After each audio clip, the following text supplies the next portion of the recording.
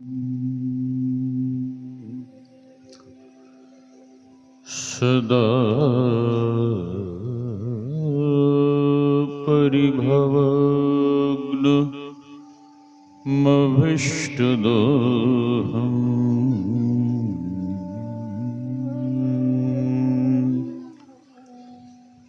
तीर्थास्पदं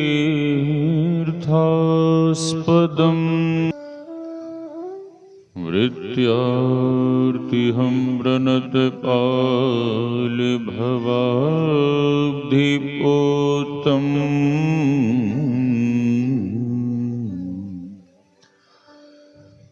वन्दे महापुरुषते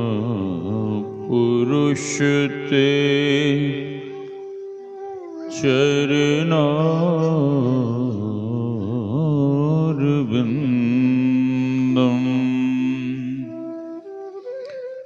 गुरुर्ब्रह्मा गुरुर्विष्णुः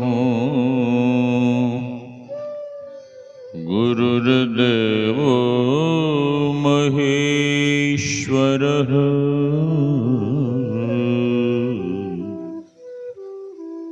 गुरुर्साक्षात् परं ब्रह्म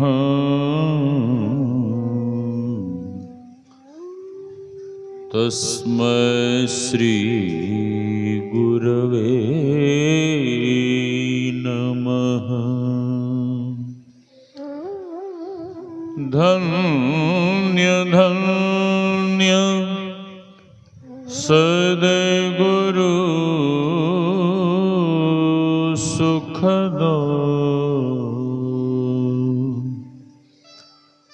महिमा कही न जाय। जो कछु कहूँ तुम्हारी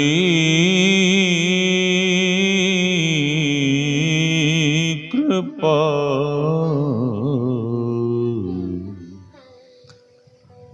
मोते कछु न बसाय। मेरा मुझ में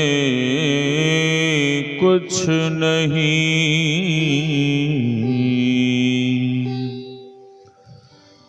जो कुछ है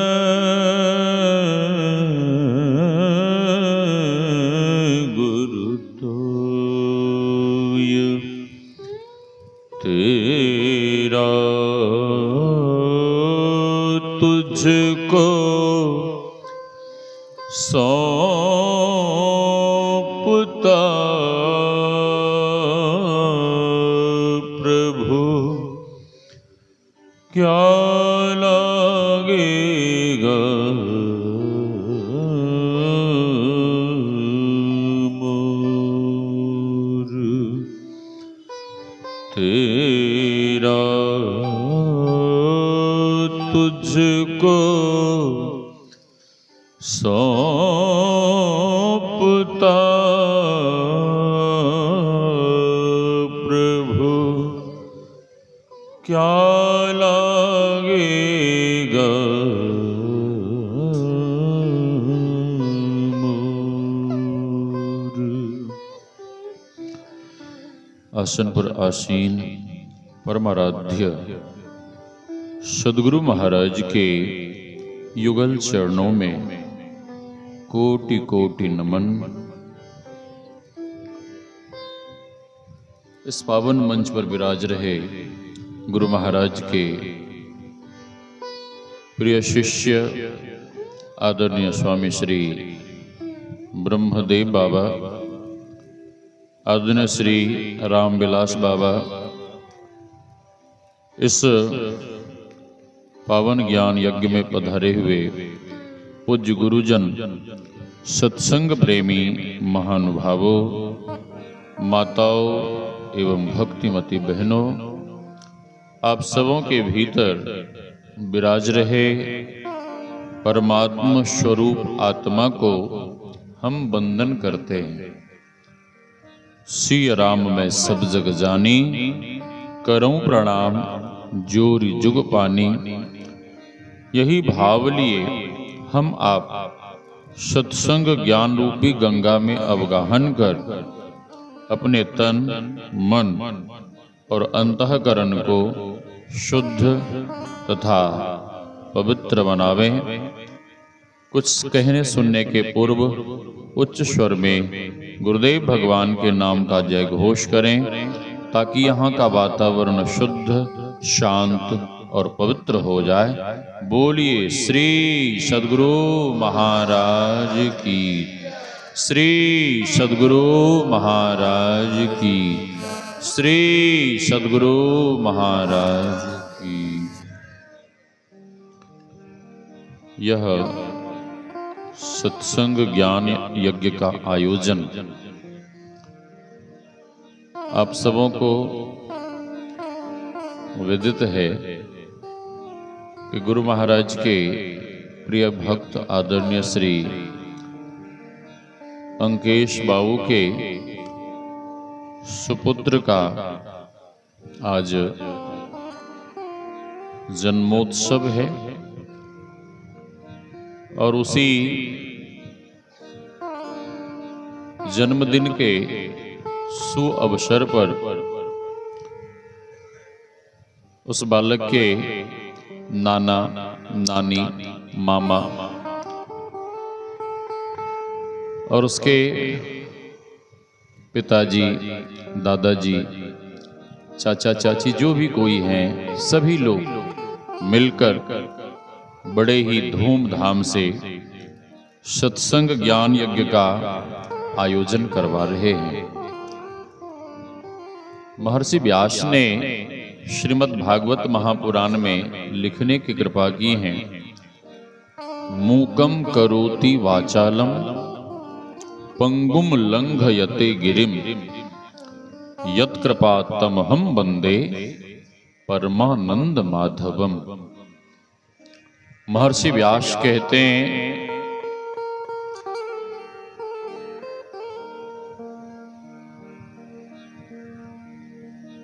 जब वे संत भगवंत कृपा करते हैं, दया करते हैं, मूकम करोति वाचालम, गूंगा बोल सकता है, अंधा देख सकता है, लंगड़ा चल सकता है। एक वृद्ध मां अपने गूंगे पोते को लेकर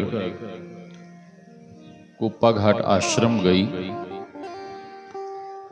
आचार्य श्री को प्रणाम कर आचार्य श्री से प्रार्थना करती हुई माई कहने लगी कि बाबा, मेरे पोते को आशीर्वाद दे दो। आचार्य श्री ने ऐसे ही थोड़ा प्रसाद देते हुए कहा कि ठीक है माता जी, जाओ। माई चरण में पड़कर रोने लगी। जब माई रोने लगी तो आचार्य श्री अपने सेवकों से पूछते हैं कि माई क्यों रो रही है। सेवकों ने कहा कि हुजूर, इसका पोता बोलता नहीं है। ये माई चाह रही हैं कि आप इनके पोते को आशीर्वाद दें और इनका पोता बोलने लग जाए। जब माई बहुत रोने लगी तो आचार्य श्री को दया आ गई। संत हृदय नवनीत समाना, संत का हृदय नवनीत मक्खन के जैसा। मक्खन यह एक उदाहरण है, उपमा है, लेकिन संत का हृदय मक्खन से हजारों गुना, करोड़ों गुना अधिक कोमल होता है। वाराणसी में एक संत जी गंगा स्नान कर रहे थे। कहीं से उधर वो बिच्छू पानी में बहता हुआ उनके सामने आया। और संत जी को दया आ गई कि छोटा सा जीव पता नहीं पानी में डूब जाएगा, मर जाएगा। संत जी जान रहे थे कि बिच्छू डंक मारेगा। संत जी हाथ बढ़ाते हैं। अन्य गंगा स्नान करने वाले लोगों ने कहा कि हे महाराज, ये क्या कर रहे हो? ए संत जी, ये क्या कर रहे हो? काट लेगा, हाँ, बहुत कष्ट होगा। तो संत जी ने कहा उसका काम है, उसका स्वभाव है डंक मारना। जैसे ही मैं उसे पकड़ूंगा, हाथ में लूंगा, मुझे पता है कि वो डंक मारेगा, वो काटेगा। जब ये छोटा सा जीव, छोटा सा ये कीड़ा मकोड़ा, छोटा सा ये प्राणी जब अपने स्वभाव को नहीं छोड़ सकता है, तो मैं संत होकर अपने स्वभाव को कैसे छोड़ दूं? संत का काम है दया करना, कृपा करना। कृपा की न होती जो आदत तुम्हारी, तो सुनी ही रहती अदालत तुम्हारी। वो दीनों के दिल में जगह तुम न पाते, तो किस दिल में होती इबादत तुम्हारी। गरीबों की दुनिया है आबाद तुमसे, गरीबों से है बादशाहत तुम्हारी।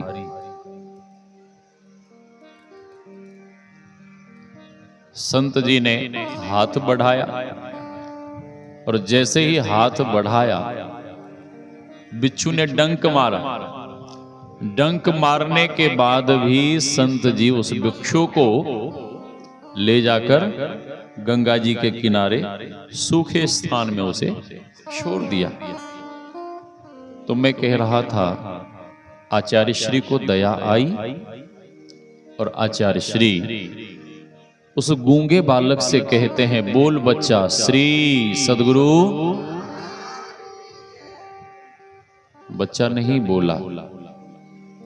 दूसरी बार फिर आचार्य श्री कहते हैं, बोल बच्चा श्री सद्गुरु महाराज की। बच्चा नहीं बोला, इसलिए वो गूंगा था। और जैसे ही आचार्य श्री ने तीसरी बार उस गूंगे बालक से बोलने के लिए कहा, तो गूंगा बालक भी जोर से बोल उठा, श्री सद्गुरु। महर्षि व्यास कहते हैं, भाग्योदयेन बहुजन्म समर्जितेन। इस साउंड को इधर घुमाइए थोड़ा। भाग्योदयेन बहुजन्म समर्जितेन, सत्संगमं च लभते पुरुषो यदा वै, अज्ञान हेतु कृत मोह मदांधकार नाशम, विधाय ही तदोदयते विवेकः। जैसा कि बाबा तुलसी ने श्री रामचरितमानस में लिखा, पुण्य पुंज बिनु मिलहि न संता, बड़े भाग पाइये सत्संगा। और महापुरुष हमारे गुरुदेव ने कहने की कृपा की है, नित प्रति सत्संग कर ले प्यारा, तेरा कार सरे सारा। गुरु महाराज की वाणी लोग सुनते हैं, पढ़ते भी हैं, गाते भी हैं। क्या विश्वास होता है श्री सद्गुरु? विश्वास नहीं होता है तो विश्वास करना चाहिए। अब जहां बैठे हैं, ये पूरा क्षेत्र, पूरा इलाका संत शिशु सूर्य जी महाराज की तपोभूमि है। हाँ? नहीं? हाँ, रहने दीजिए, छोड़ दीजिए। क्यों चहल पहल कर रहे हैं? बैठिए ना। अरे बच्चा, छोड़ दो। श्री सद्गुरु, बीच में ऐसे मत करिए, शांति से बैठिए। बच्चे लोगों को शांति से बिठाइए। चहल पहल करेंगे, ध्यान बटेगा, सबका ध्यान बटेगा। श्री सद्गुरु, एक बार संत शिशुसुर जी महाराज को गुरुदेव संग में लेकर गए पटना साहिब गुरुद्वारा। जब गुरुदेव वहां पहुंचे गुरुद्वारे के गेट पर, तो गुरुदेव वस्त्र से अपने सर को ढक लेते हैं और संत शिशुसुर जी महाराज ने भी गमछी से मुरेठा नहीं बांधता, सर को ढक लिया। गुरुदेव गुरु गोविंद सिंह के उस पावन जन्म भूमि को साष्टांग दंडवत लेट कर प्रणाम करते हैं। संत शिशुसुर जी महाराज भी झट से साष्टांग दंडवत लेट कर प्रणाम किए, खड़े हुए। गुरुदेव कहते हैं कि बेटा शिशु, देखो ये गुरुदेव गुरु गोविंद सिंह के जन्म भूमि को गुरुदेव कह रहे हैं कि गुरु गोविंद सिंह के जन्म भूमि पर उनके शिष्यों ने, उनके भक्तों ने कितना दिव्य भव्य गुरुद्वारा बनवाया है। गुरुद्वारा, हाँ। संत शिशुसुर जी महाराज सुन लेते हैं, कुछ बोलते नहीं। संत शिशुसुर जी महाराज मन ही मन संकल्प कर लेते हैं कि जिस तरह से गुरु गोविंद सिंह के शिष्यों ने, भक्तों ने उनकी याद में इतना दिव्य भव्य मंदिर गुरुद्वारा बनवाया है, तो मैं भी अपने गुरु महाराज के जन्म भूमि पर इसी तरह से दिव्य भव्य मंदिर आश्रम बनवाऊंगा। हाँ, संकल्प कर लिए, बोले कुछ नहीं। ठीक है, जो बोलते हैं वो करते नहीं, और जो करते हैं वो बोलते नहीं। ठीक है, हाँ। वहां से कुप्पा घाट आश्रम आए, गुरुदेव से आज्ञा लेकर यहां आए। कहां? गुरु महाराज का जन्म भूमि कहां है, किस गांव में है? हाँ, मझुआ में है। श्री सदगुरु एक इधर नारायण बाबा रहते हैं, आप लोग जानते हैं क्या? बड़े ही नियम धर्म वाले वो महात्मा है। ठीक है, हाँ, नारायण बाबा बड़े ही नियम से रहते हैं, साधन भजन करते हैं। नारायण बाबा गए थे गुरु महाराज के दर्शन करने, तो गुरु महाराज ने पूछा आप कहां से आए हैं? इन्होंने कहा कि सरकार, मैं आपके जन्म भूमि मझुआ ग्राम से आया हूं। हाँ, मझुआ ग्राम से। तो गुरु महाराज ने कहा कि मझुआ ग्राम, लोग तो कहते हैं कि मेरा जन्म भूमि खोकसी श्याम में। हाँ, आप कह रहे हैं मझुआ ग्राम। तो नारायण बाबा ने कहा कि हुजूर, खोकसी श्याम के मध्य में, बीच में एक छोटा सा टोला है, बस्ती है, उसका नाम मझुआ है, और उसी मझुआ ग्राम में आपका जन्म हुआ है। संत शिशुसुर जी महाराज वहीं आए, मझुआ ग्राम। जंगल झाड़ को कड़ी मेहनत कर उन्होंने सफाई की, लोगों से बांस फूस मांग कर एक बढ़िया सत्संग घर बनवाया। उद्घाटन के लिए गुरुदेव को बुलाया, उद्घाटन हुआ, सत्संग होने लगा। सत्संग घर छोटा पड़ गया, फिर टीन का, वो भी छोटा पड़ गया। आंधी तूफान में कभी टीन उड़ जाता था। तो संत शिशुसुर जी महाराज ने मन में विचार किया कि एक पक्का छत वाला सत्संग घर बढ़िया होना चाहिए।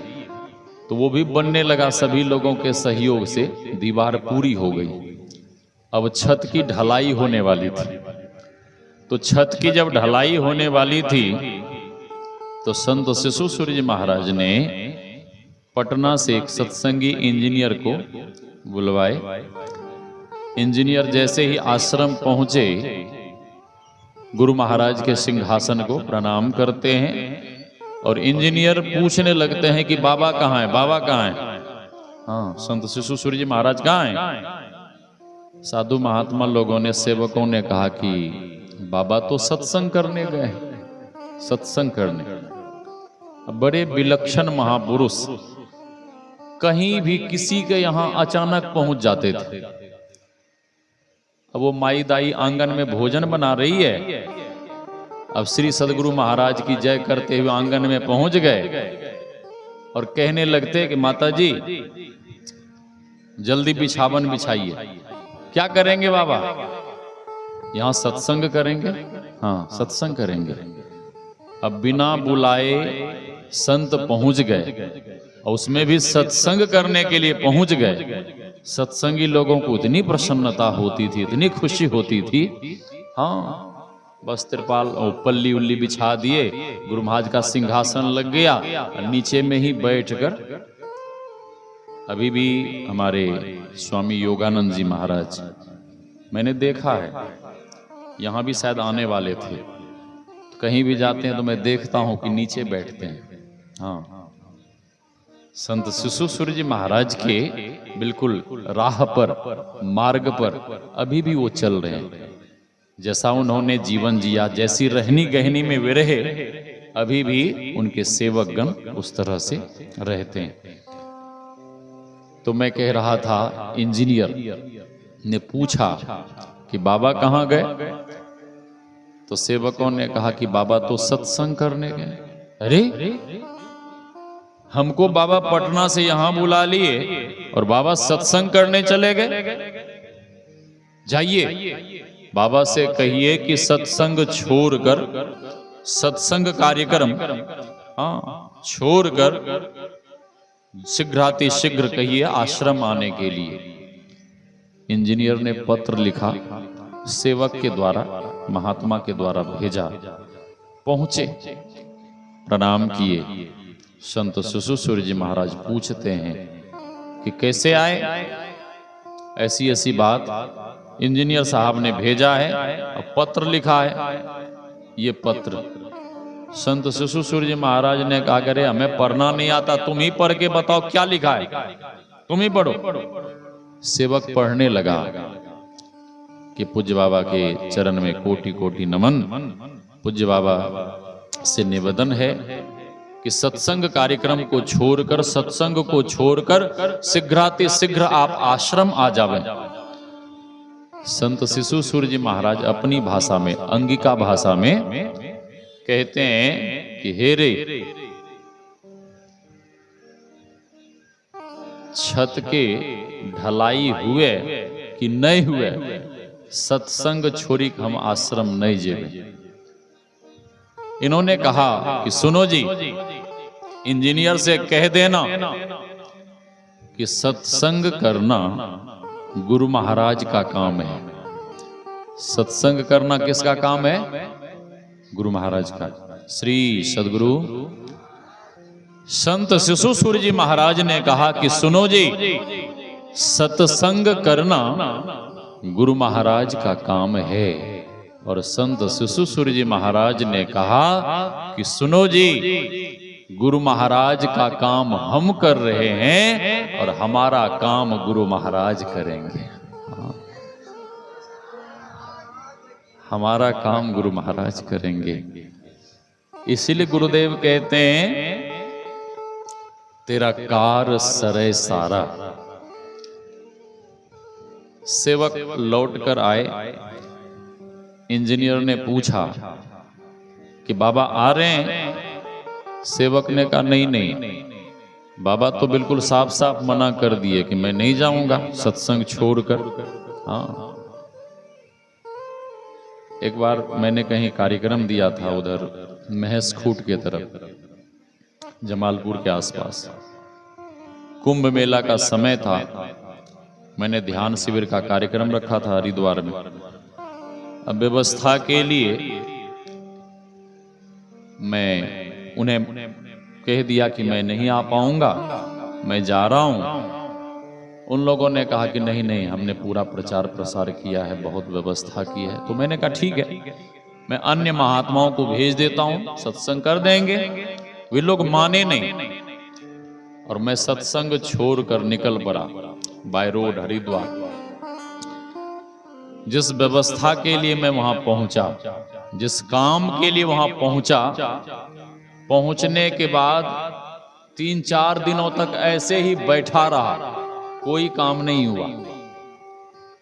तब हमें बहुत पश्चाताप हुआ कि हमें सत्संग छोड़कर नहीं आना चाहिए। और तब से मैं जिस किसी भी परिस्थिति में रहता हूं, सत्संग नहीं छोड़ता हूं। सेवक ने कहा कि बाबा नहीं आएंगे। संध्या हुई, इंजीनियर साहब भोजन कर विश्राम करने गए। रात्रि में बिस्तर पर गए तो चिंता से नींद नहीं आवे कि बाबा ने छत ढलाई के लिए हमें तो बुला लिया है, लेकिन यहां ना तो सीमेंट है और ना ही उतने लोग हैं, ढलाई कैसे होगी? हाँ, मिस्त्री लेबर ये हो। अब चिंता से नींद नहीं आवे, कभी कमरे में जाएं और कभी कमरे से बाहर, कभी अंदर बाहर करते करते सारी रात बीत गई, भोर हो गया। और जब भोर हो गया तो इंजीनियर साहब ने क्या देखा कि ट्रैक्टर वहां सीमेंट पहुंचने लगा और बैलगाड़ी के बैलगाड़ी सत्संगी लोग पहुंचने लगे। सवेरा होते होते पूरा आश्रम परिसर भर गया भक्त लोगों से, सत्संगी लोगों से। और लोग ऐसे नहीं पहुंचे, बोरी के बोरी चूरा, चीनी और हांडी के हांडी दही लेकर पहुंचे। पूरा भंडार भर गया। तब इंजीनियर के जान में जान आया। गुरु महाराज को प्रसादी चढ़ा के छत की ढलाई प्रारंभ। इतना बड़ा छत आपने देखा होगा, पुराना जो सत्संग हॉल है नीचे वाला, लंबा चौड़ा है। हाँ, उतने बड़े छत की ढलाई 2-3 दिनों में होती, क्योंकि उस समय ये लिफ्ट मिक्सर मशीन की व्यवस्था नहीं थी। लोग फावरे से मसाला मिलाते थे और तसले में सर पे ढोते थे। हाँ, मैंने देखा है पहले। जिस छत की ढलाई 2-3 दिनों में होती, उतने बड़े छत की ढलाई गुरु महाराज की कृपा से एक ही दिनों में पूरा संपन्न हो गया। शाम के समय पूज्य बाबा आए। जैसे ही इंजीनियर ने पूज्य बाबा को देखा, दौड़ पड़े, चरण से लिपट गए। पूज्य बाबा मुस्कुराते हुए पूछते हैं, कहते हैं कि इंजीनियर साहब क्या हाल चाल है? इंजीनियर साहब हाथ जोड़कर कहते हैं कि गुरु महाराज की कृपा से, आपकी दया से सब कुछ ठीक है। तो संत शिशुश्री जी महाराज ने पूछा कि क्या छत की ढलाई हो गई? हाथ जोड़कर इंजीनियर कहता है कि जी हुजूर, छत की ढलाई हो गई।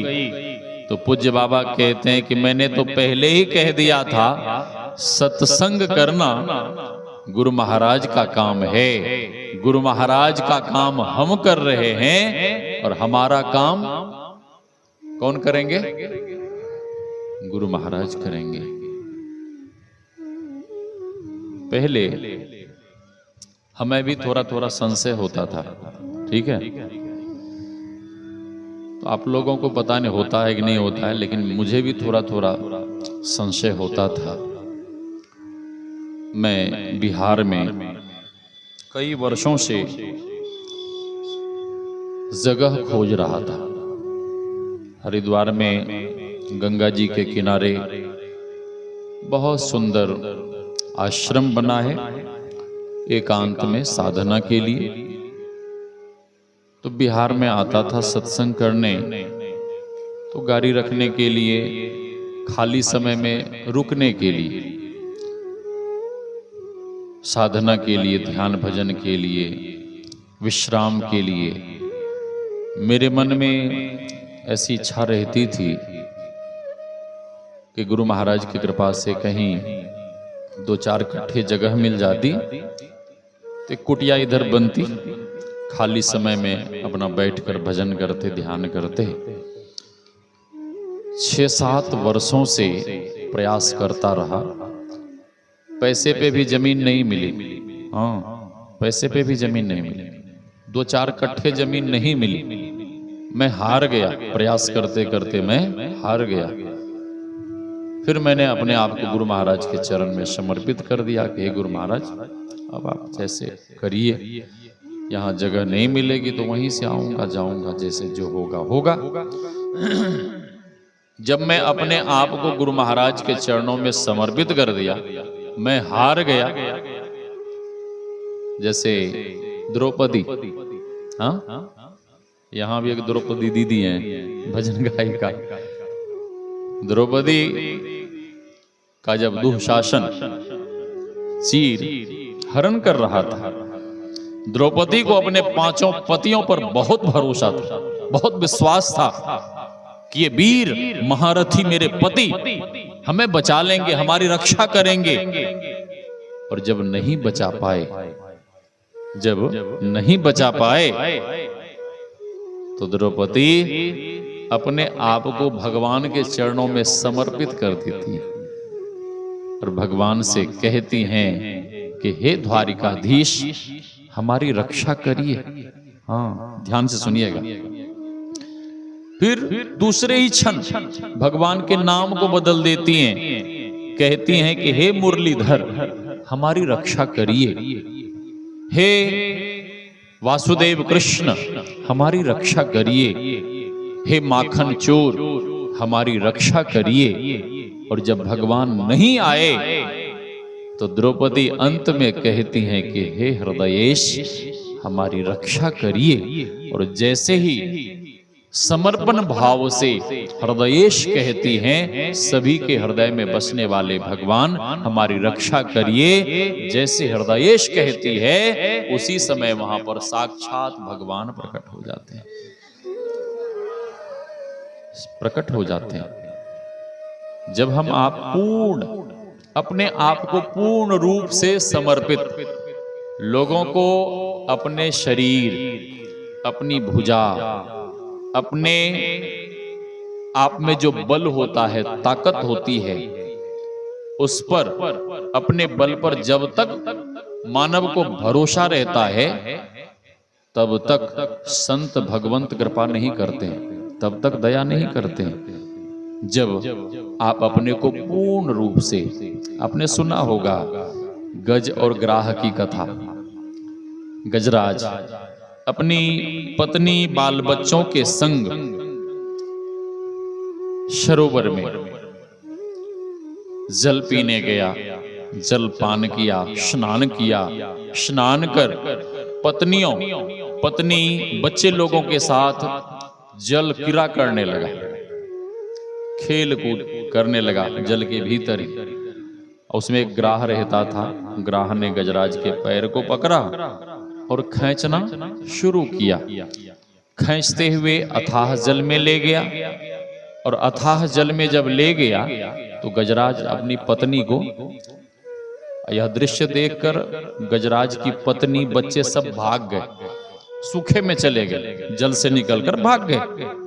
अब गजराज ने पत्नी से कहा कि हमें बचाओ, बच्चों से कहा, कोई भी नहीं बचाए, सब भाग गए वहां से। और गजराज को जब ग्राह पकड़कर अथाह जल में ले गया, गजराज जब डूबने लगा तो गजराज समझ गया कि अब भगवान को छोड़कर हमारी रक्षा कोई करने वाले नहीं है। सूरदास जी महाराज ने भजन लिखा है, हे गोविंद राखो शरण, अब तो जीवन हारे। हे गोविंद राखो शरण, अब तो जीवन हारे। रात्रि में भजन सुना दूंगा।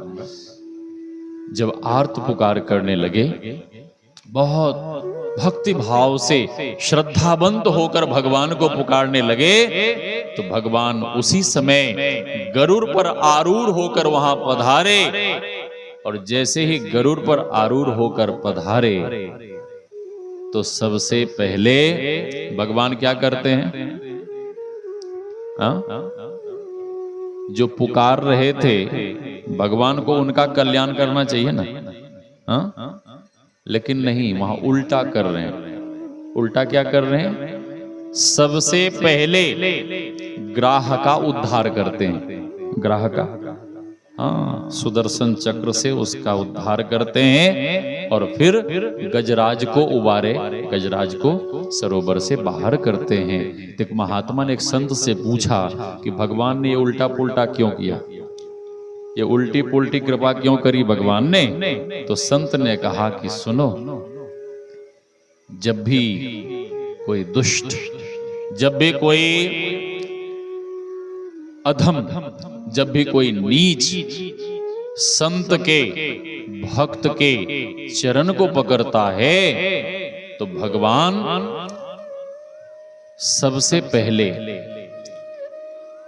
जिसने संत के चरण को पकड़ा, जो संत की शरण में आया, जो संत के शरणागत हो गया, भगवान सबसे पहले शरणागत का उद्धार करते हैं, संत भक्त का उद्धार बाद में करते हैं। हाँ, तो मैं क्या कह रहा था? श्री सद्गुरु, मैं क्या सुना रहा था? श्री सद्गुरु,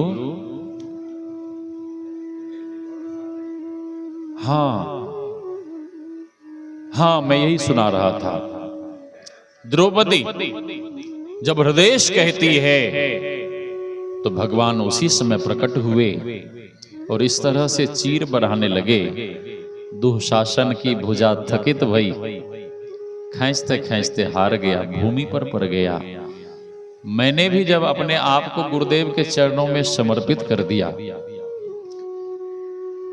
तो मैं तो 2-4 कट्ठे जमीन के लिए यहां वहां, हाँ, ढूंढता था, प्रयासरत था, हार गया।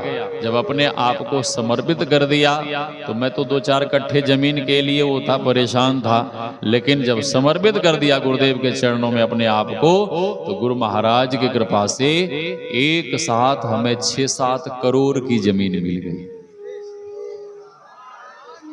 मेरा आपकी कृपा से सब काम हो रहा है। तब हमें पूरा विश्वास हुआ कि जब पूर्ण समर्पित होकर हम आप सत्संग ध्यान करेंगे, तो हम आपके सारे कार्य सुसंपन्न हो जाएंगे। और गुरुदेव कहते हैं, धर्म कथा बाहर सत्संगा, अंतर सत्संग ध्यान अभंगा। बाहरी सत्संग करने से हम आपका मन, हम आपका अंतःकरण आंतरिक साधना के लिए, ध्यान के लिए प्रेरित होता है। इसलिए बाहरी सत्संग के साथ साथ आंतरिक सत्संग भी करना परमावश्यक है। जब तक ध्यान नहीं करेंगे, तब तक कल्याण होने वाला नहीं है।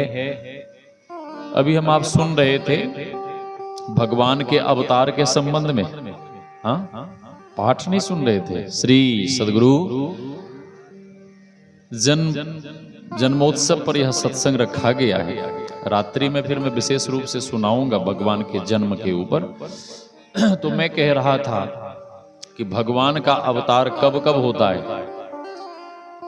ब्रह्मदेव बाबा, हाँ, भगवान का अवतार कब होता है? कब कब होता है? हाँ, बाबा तुलसी ने लिखा है और श्रीमद् भगवद गीता में महर्षि व्यास ने लिखा है, यदा यदा ही धर्मस्य ग्लानिर्भवति भारत। ठीक है। और बाबा तुलसी के शब्दों में, जब जब हो ही धर्म के हानि, बाढ़ है, असुर अधम अभिमानी, तब तब धरे प्रभु विविध शरीरा। ठीक है, हाँ, तब तब भगवान का अवतार इस धरा पर, हाँ, इस मानव शरीर के को रूप धरकर भगवान इस धरा पर आते हैं, अधर्म को मिटाते हैं, साधु संतों की सेवा करते हैं और धर्म की स्थापना कर भगवान फिर परम धाम को चले जाते हैं। तो मैं कह रहा था ध्यान के संबंध में, और इस धरा पर दो भगवान के विशेष अवतार हुए। वे दो भगवान कौन है? दो भगवान कौन है? भगवान राम और भगवान श्री कृष्ण। ठीक है, 24 अवतारों में से ये दो मुख्य विशेष अवतार हैं। ठीक है, और ऐसे दो विशेष मुख्य अवतार भी, वे भी संत सदगुरु का चरण शरण ग्रहण कर राम कृष्ण से कौन बड़े, उन्हों तो गुरु कीन, तीन लोक के वे धनी, गुरु के आगे अधीन, गुरु के अधीनस्थ रहकर शिक्षा दीक्षा लेकर वे भगवान भी बैठकर ध्यान कर देते। ठीक है, केवल अधर्म को ही नहीं मिटाए, वे भी संसार में आकर गुरु से दीक्षा लेकर ध्यान भजन किए। अच्छा, आप लोग बताइए कि भगवान जो ध्यान करते थे, भगवान किन का ध्यान करते थे? हाँ, ब्रह्मदेव बाबा, भगवान किन का ध्यान करते थे? द्रौपदी दीदी, आप बताओ। श्री सदगुरु, संशय है, भीतर में संशय है। ठीक है, सस्पिशन है, झिझक है, क्योंकि पता नहीं है। ठीक है, पता नहीं है। सुनिए, दुनिया के लोग भगवान का ध्यान करते हैं, लेकिन भगवान किसका ध्यान करते थे? भगवान क्या अपने रूप का ध्यान करते थे? भगवान क्या अपने मूर्ति का ध्यान करते थे? नहीं, दुनिया के लोग भगवान का ध्यान करते हैं, और भगवान अपने गुरुदेव भगवान का ध्यान करते थे। हाँ, ऐसा नहीं कि अपना ध्यान करते थे। बहुत सारी बातें हैं, उधर विस्तार में चला जाऊंगा तो समय बहुत हो जाएगा, और रात्रि में भी सत्संग होना है। तो वे भगवान भी युक्ति जानकर, दीक्षा लेकर ध्यान करते थे। सबसे पहले गुरु मंत्र का जप और गुरु मूर्ति का ध्यान, और उसके आगे गर्गाचार्य जी महाराज ने भगवान को सूक्ष्म साधना बताने की कृपा की है। आपको विश्वास नहीं होगा ना, तो वीडियो में देख लीजिएगा। ठीक है, तब विश्वास हो जाएगा। रामायण के वीडियो में आप देख लीजिएगा, गर्गाचार्य जी महाराज ने जो भगवान राम को ध्यान करने के लिए बताया है, तो जिस तरह से सूक्ष्म साधना के संबंध में हमारे गुरुदेव ने बताने की कृपा की है, उसी तरह से गर्गाचार्य जी महाराज ने भगवान राम को ध्यान करने के लिए बताया है। हाँ, तो ध्यान के बिना कल्याण होने वाला नहीं है। गुरुदेव कहते हैं, माघ भूखा बाघ काल को, मुख पड़ो हैं बाबरे, होश कर चेतो सवेरे, बचो ध्यान के दाव। लेकिन बच्चे लोगों को, युवा लोगों को कहिए ध्यान करो, तो बच्चे लोग कहेंगे ये आंख मूंदने वाला काम, ये ध्यान भजन करने वाला काम तो बूढ़े लोगों का काम है, तुम्हारा क्या काम है भाई? तो कहेगा मेरा काम है खाना पीना और मौज मस्ती करना। ठीक है, उस युवा को ये नहीं पता है कि कब क्या हो जाएगा, कहना मुश्किल है। रहरिया ग्राम है, वहां के एक प्रतिष्ठित श्रीमान सज्जन के युवा पुत्र, बड़े ही स्वस्थ शरीर, बिल्कुल बढ़िया, अचानक शरीर में कुछ परेशानी हुई और शरीर छूट गया। हाँ? जीवन का कोई ठिकाना है? महीखंड, बिहारीगंज जानते हैं ना आप लोग, महीखंड, वहां के एक मुकेश बाबू बोलबम जा रहे थे और जो नवगछिया के पास सेतु है ना, पुल, हाँ, उसी पे जा रहे थे। अब पीछे से किसी गाड़ी वाले ने इतने जोर से टक्कर मारा, रोड पे गिरे, सर फटा और उसी समय मर गए। जीवन का कोई ठिकाना नहीं है, कब क्या हो जाएगा कहना मुश्किल है। इसीलिए गुरुदेव कहते हैं सुकिरत करिले नाम सुमिर ले, को जाने कल की जगत में। ये बाबा जी बढ़िया बढ़िया अभी प्रवचन सुना रहा ना, हाँ, अगले क्षण क्या हो जाएगा इसके साथ कहना मुश्किल है। हाँ, क्या भरोसा है इस जिंदगी का, साथ देती नहीं ये किसी का। श्वास रुक जाएगी चलते चलते, सम्मा बुझ जाएगी जलते जलते। हाँ? कोई ठिकाना नहीं जीवन का। शायद इसी डिस्ट्रिक्ट में एक हुए स्वामी विनय बाबा, बड़े ही सरल स्वभाव के महात्मा। उनका जन्मभूमि है आलमनगर के बगल में। हाँ, बड़ा स्वस्थ शरीर, हट्ठे कट्ठे प्रवचन कर रहे थे और प्रवचन करते करते